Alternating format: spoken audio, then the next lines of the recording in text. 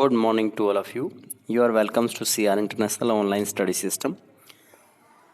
आज assignment number 7 class 11th art 7 subject history English medium date 1 June 2020 topic Mesopotamia civilisation skill of writing lesson number 2। आज हम Mesopotamia की writing जो skill है उस पर चर्चा करेंगे। जैसे कि हम जानते हैं मेसोपोटामिया सभ्यता के अंदर गीली मिट्टी की पट्टिकाओं पर लिखा जाता था, जिसके बारे में 3200 साल पहले इस लेखन प्रक्रिया की शुरुआत कर दी गई थी, जिसमें विभिन्न तरह के संकेतों का और संख्याओं का इस्तेमाल करते थे। इसमें बताया गया है कि जो राइटिंग की जो कला थी, जो स्किल था, वह समाज के अंदर वस्तुओं के रिकॉर्ड मेंटेन करने के लिए या जो ट्रांजैक्शन होती थी समाज के अंदर लेन देन की जो प्रक्रिया होती थी या शहरी जीवन को एक व्यवस्थित रूप देने के लिए इसका इस्तेमाल किया गया। बहुत से लोग और विभिन्न वस्तुओं का ये लेखन प्रक्रिया के द्वारा अपना रिकॉर्ड रखते थे। मेसोपोटामिया सभ्यता के अंदर गीली मिट्टी की पट्टिकाओं पर लिखा जाता था। और आज के समय में अगर हम मॉडर्न राइटिंग की बात करें तो greatest legacy of Mesopotamia to the world, पूरे विश्व को ही लेखन कला की जो विरासत जो है हमें मेसोपोटामिया सभ्यता से मिली है। और जो साहित्यकार हैं वो भी इस चीज़ को मानते हैं।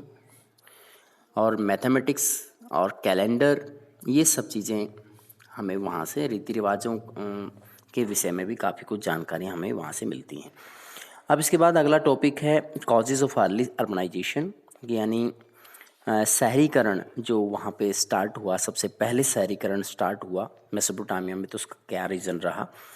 हम मानते हैं कि वहाँ पर नेचुरल फर्टिलिटी रही, एक प्राकृतिक जो उपजाऊपन था वहाँ की मिट्टी के अंदर, बहुत अच्छी प्रोडक्शन होता था, अनाज काफ़ी मात्रा में पैदा होता था। ये रीज़न रहा। इसके अलावा और भी रीजन्स थे।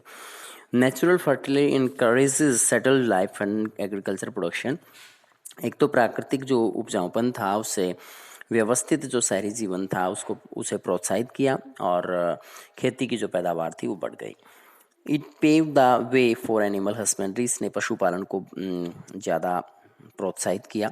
Fertility of soil was the helpful in the beginning of new occupation, नए व्यवसाय के रूप में उपजाऊ जो मिट्टी का जो उपजाऊपन था वो बहुत ही ज़्यादा लाभदायक था।